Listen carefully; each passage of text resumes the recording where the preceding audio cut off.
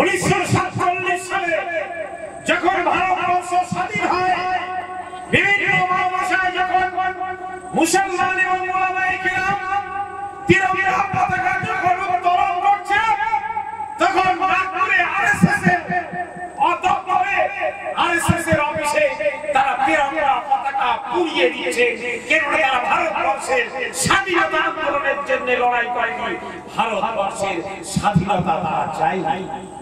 আজকে তারাই বলছে এই দেশের স্বাধীনতার মালিক আমরা। আজকে যদি জিজ্ঞাসা করা হয় মোদিজি, আজকে যদি বলা হয় অমিত শাহজি, আপনারা বলুন মাওলানা আশরাফুল্লাহর মতো একটি মানুষকে আপনারা বার করুন যে মানুষটি আরএসএস এর মতাদর্শে বেড়ে উঠে ভারতবর্ষের স্বাধীনতা আন্দোলন করেছিলেন। দেখাতে পারবেন এমন একটা ব্যক্তি যিনি আরএসএস এর মতাদর্শে বড় হয়েছেন আর ভারতবর্ষকে ইংরেজদের গোলামি থেকে মুক্ত করার জন্য স্বাধীনতা আন্দোলনে অংশ নিয়েছেন? সাভারকর যিনি একজন আরএসএস এর প্রবক্তা, কেন আরএসএস এর মতাদর্শে বড় হয়েছেন, তাকে একবার ইংরেজ পুলিশরা গ্রেফতার করেছিলেন।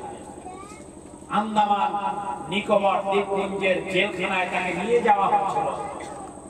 তিনি ইংরেজ সরকারের কাছে মুচলেখা লিখে দিয়েছিলেন, বলেছিলেন যে আমি স্বাধীনতা আন্দোলন চাই, আমাকে ছেড়ে দেওয়া হোক। আমাকে ছেড়ে দেওয়ার পরে আমি যতদিন বেঁচে থাকবো আমি ওয়াদা করছি কখনো স্বাধীনতা আন্দোলনে আমি যোগ দেব না, বরং দেশের কোথাও যাতে স্বাধীনতা আন্দোলন না হয় সেই জন্য আমি ব্রিটিশ প্রশাসনকে সাহায্য করব, ব্রিটিশ পুলিশকে সাহায্য করব। এটি হচ্ছে আরএসএসের প্রবক্তা।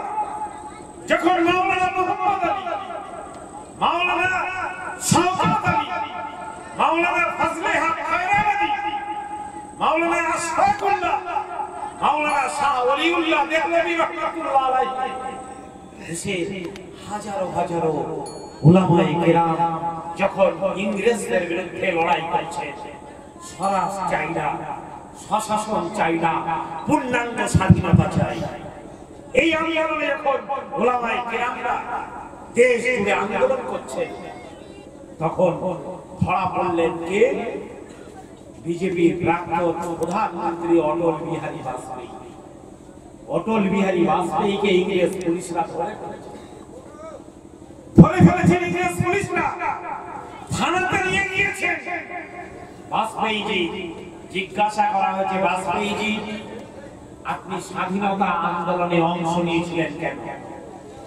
বললেন আমি তো স্বাধীনতা আন্দোলনে অংশ নেইনি, বরং ওখানে যখন স্বাধীনতা আন্দোলন হচ্ছিল পুলিশ স্বাধীনতা আন্দোলনকারীদের গ্রেফতার করছিল, লাঠি পেটাচ্ছিল।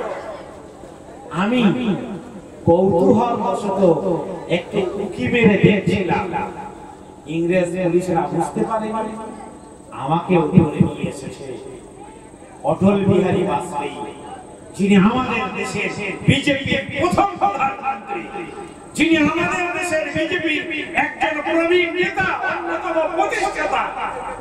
তার লেখা আছে যে তিনি বলেছেন আমি স্বাধীনতা আন্দোলনে অংশ নেইনি।